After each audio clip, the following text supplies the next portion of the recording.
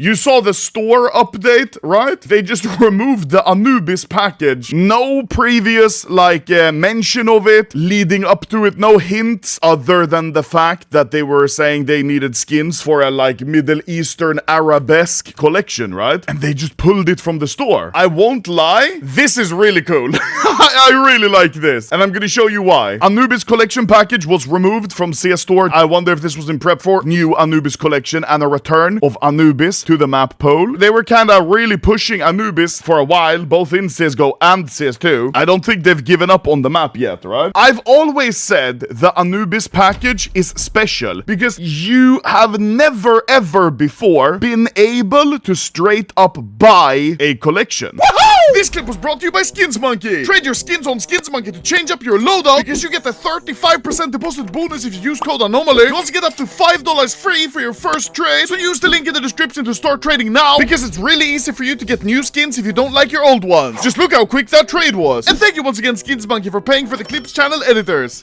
Look at any other collection we have in CS other than Armory Pass where you can just, buy them. These are still also time limited, as we saw with the AWP CMYK, which has been removed from the store. Now we're just left with these three, and these are probably also going to get discontinued, right? But we've never had it so you could just buy a straight up collection other than maybe the P250 X-ray, but this doesn't count because you only get a P250 X-ray. The Anubis package was always weird because it was a botched release of the Anubis map when Valve released it. So when Valve released CS2, right, they didn't have a collection ready to go for any drops. And how are they going to release a collection without having the skins in the game? Look at any of the active maps right now and their collections, right? So we have Overpass, that's from the Armory Pass. We have Inferno, that old collection. Train, we have it right now in the Armory Pass, the Long Dog. Dust 2 and Mirage, we have those from Operations as well, with the Ophydra and the AK Arabesque. You can still get them souvenir from the games, but I mean when they were released in the game for the first time. Anubis didn't have an operation before. Anubis didn't have a cool release or so. They just needed a collection quick, so they made it purchasable from the store. This is the only time they've ever done that in the past, which is why it's so cool that they now removed it. And apparently it's already 4x'd in price. When the news hit, it went up all the way. I saw this one for almost 10 euro. And you see, now it's kind of 5 euro. It's settling a bit lower because people are realizing,